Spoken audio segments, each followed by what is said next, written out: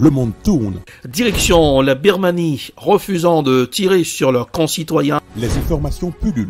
Tout de suite, voici les informations. C'est le moment d'ouvrir la page internationale avec Ealichi Dorelas depuis Boston, Massachusetts.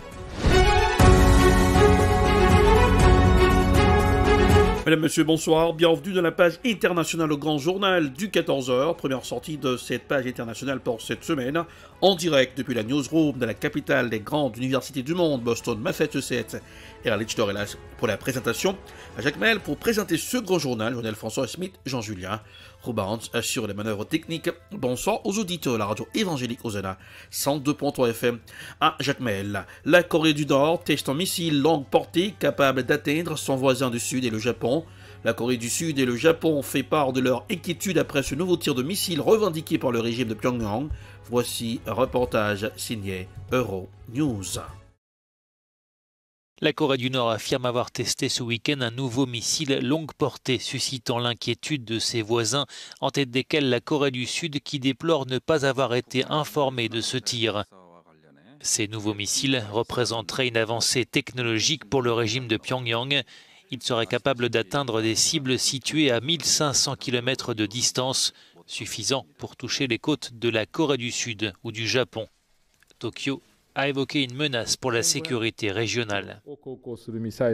Ces tirs d'essai, qui doivent encore être confirmés, sont interprétés par certains analystes comme une réponse aux exercices conjoints des armées sud-coréennes et américaines le mois dernier. Ils interviennent aussi après les célébrations de la fête nationale nord-coréenne, marquée par un défilé militaire et par la présence de Kim Jong-un. L'homme fort du régime de Pyongyang ne semble toujours pas montrer de volonté de désarmer la péninsule malgré la pression internationale. En Guinée, les putschistes annoncent des concertations pour la formation d'un gouvernement. Acteurs de la société civile et leaders politiques guinéens aussi entre espoir et crainte depuis le coup d'État des forces spéciales en Guinée. Les putschistes ont annoncé l'ouverture à partir de mardi d'une série de rencontres de 4 jours avec les forces politiques, les chefs religieux, la société civile et les représentants des compagnies minières pour préparer la formation d'un gouvernement. Un reportage signé Sarah Sanko, correspondant de France 24 en Guinée. Nous sommes sur l'esplanade du Palais du Peuple, l'Assemblée nationale guinéenne. Et ici, juste en face, se trouve le QG des forces spéciales. Dans ce bâtiment que vous apercevez aux tôles vertes, eh bien, se trouve le colonel Doumbouya et ses hommes depuis leur putsch de dimanche. C'est dans l'un de ces bâtiments que vont se tenir les concertations annoncées par la junte à partir de mardi. Ils vont donc rencontrer les leaders, les acteurs de la société guinéenne. Et cela va commencer avec les chefs des partis politiques. Nous nous sommes rendus chez Seloud Alain Diallo, leader de l'opposition guinéenne, pour connaître son état d'esprit à la veille de cette rencontre. À ce stade, je ne peux qu'exprimer ma disponibilité à apporter ma contribution. Maintenant, je dois vous dire que mes équipes sont en train de travailler au niveau du parti et de l'ANAD pour essayer de voir quelles sont les actions, quelles sont les réformes à mener pour réunir toutes les conditions d'une élection transparente au niveau du fichier, au niveau du code électoral. Et pour chaque action, quel est le temps nécessaire? Après les leaders politiques, la junte rencontrera les chefs religieux, les patrons des sociétés minières installées en Guinée, les banques et bien sûr la société civile. La société civile qui a salué prudemment le coup d'État de dimanche et qui oscille entre espoir et crainte. Écoutez. La prise de pouvoir par le CNRD a suscité beaucoup d'espoir au niveau de la population. Je peux même dire beaucoup trop d'espoir. Et nous lui demandons qu'il n'a pas droit à l'erreur. Nous espérons que dans un espace de temps raisonnable, refonder les bases de la démocratie guinéenne pour aboutir à des réformes constitutionnelles consensuelles et réussies. Le colonel Mamadi Doumbouya, lui, ne s'est pas exprimé publiquement depuis son putsch du 5 septembre. À l'issue de ces 4 jours de concertation, on en saura sans doute plus sur ce gouvernement de transition qu'il a promis au peuple guinéen.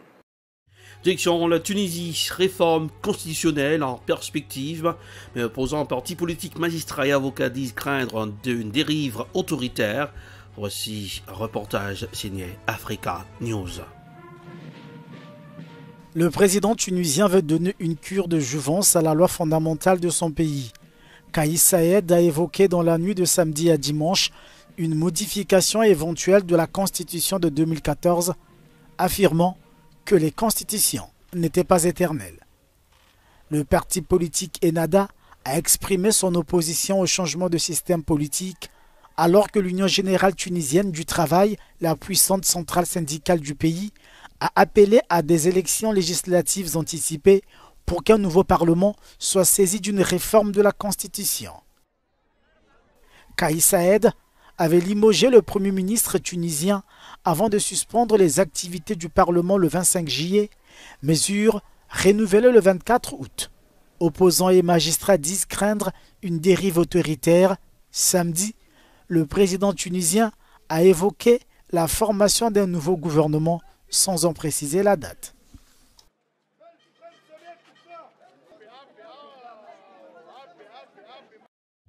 Plusieurs médias ont consacré des heures d'antenne aux attentats du 11 septembre 2001 qui ont mis à genoux la République étoilée États-Unis. Flashback sur le 11 septembre 2001, flashback avec Radio-Canada.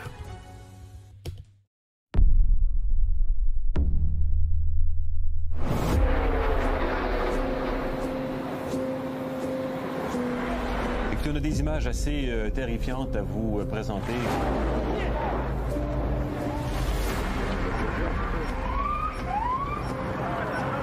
Les premières informations veulent qu'un avion se soit précipité contre le World Trade Center.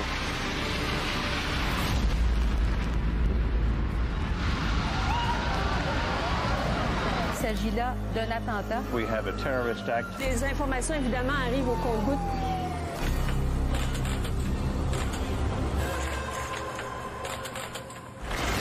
Il semblerait qu'un troisième avion se soit jeté sur le Pentagone. C'est l'état d'alerte total.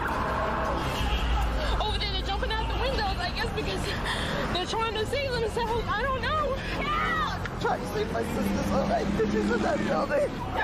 Tous les aéroports sur le territoire des États-Unis viennent d'être fermés. Il y a plusieurs centaines de gros porteurs vont devoir se poser dans les aéroports canadiens. Je dois vous arrêter tout de suite. Une des deux tours du World Trade Center vient de tomber. United 9-3, have you got information on that yet? Yeah, he's down. He's down? Yes. When did he land? He did not land. Un avion d'United Airlines s'est écrasé près de Pittsburgh.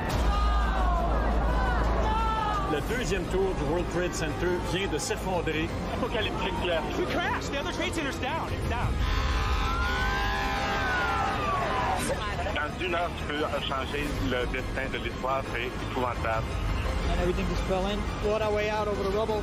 Wait, we were trying to dig him out. He was alive. And then it collapsed again on him. I just want to know if my wife is alive. La ville au complet est placardée de posters de proches qui essaient de retrouver ceux qu'ils craignent disparus. We are looking for my friend. Yeah, he's missing.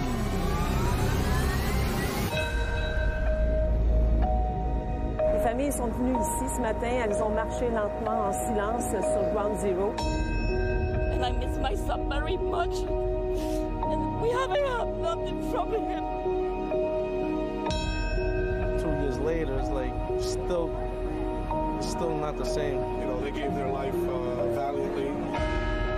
Pour bon nombre, Ground Zero, c'est l'équivalent d'un lieu de sépulture. That's what I have to be here because my son is here. It looks like it'll be my daughter's cemetery. There are no words to describe this pain. Brian Green, we miss you. William, Ralph, Rob, I love you, Daddy. We won't forget. Though they died in tragedy, they did not die in vain. In grief and grace, you have reminded us that together, there's nothing we Americans cannot overcome. Terrorists tried to break our resolve. It's not going to happen.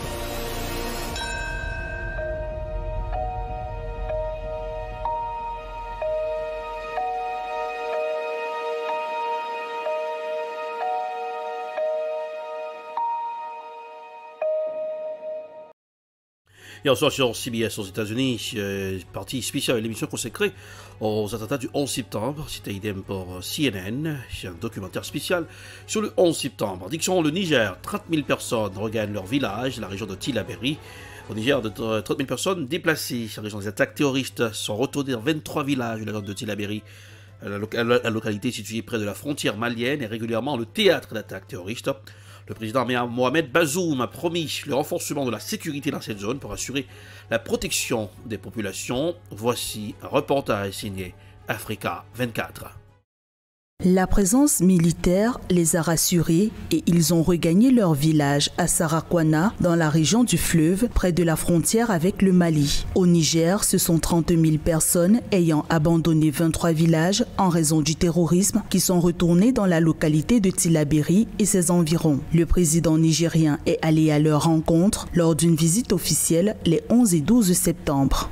Je suis venu par conséquent pour vous exprimer la solidarité de tous les Nigériens, vous apporter le soutien de l'État, vous dire que nous avons conscience de la situation spéciale, très difficile que vous vivez, et la meilleure façon de le témoigner, c'est de venir ici, même à Sarakwara, pour rencontrer, vous écouter.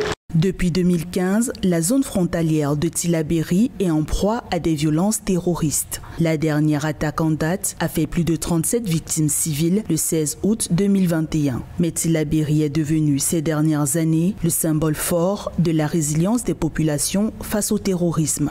J'ai fait une synthèse, j'ai fait des recommandations et j'ai donné des instructions. Elles seront appliquées sur l'ensemble de la région de Tillabéri et ça va apporter, Inch'Allah, un mieux à la vie de l'ensemble de la région. En ce qui vous concerne, nous sommes venus spécialement chez vous parce que vous êtes un symbole de la souffrance et de la résilience au terrorisme. Et nous allons faire du symbole que vous êtes un bon exemple. Pour réduire les incidents terroristes à Tillabéri et ses environs, des restrictions avaient été imposées à la circulation des mototaxis en 2017. Ces mesures ont été levées le 1er septembre. Le chef de l'État élu en février 2021 a promis le renforcement du maillage sécuritaire d'Inates à Tondi-Kouindi. Tous les services sociaux de base seront de nouveau offerts aux populations, a-t-il promis. C'est la fin de la page internationale au Grand Journal du 14h pour aujourd'hui. Présentation Erlich Dorelas, production Ed Prod, réalisation Télé Beltop pour le compte de la radio évangélique Osana 102.3 FM à Jacmel. Couleur du temps pour ce aujourd'hui, Boston 79 degrés Fahrenheit, 26 degrés Celsius, à Jacmel 89 degrés Fahrenheit, 32 degrés Celsius. Bonsoir Jonel, bonsoir Smith Jean-Julien, bonsoir Roubans. Bonsoir aux auditeurs de la radio évangélique aux NS 102.3 FM Jacques Maël. Passez un excellent lundi en compagnie de la radio. Bonsoir, à demain. C'était la page internationale avec Erlich Dorelas.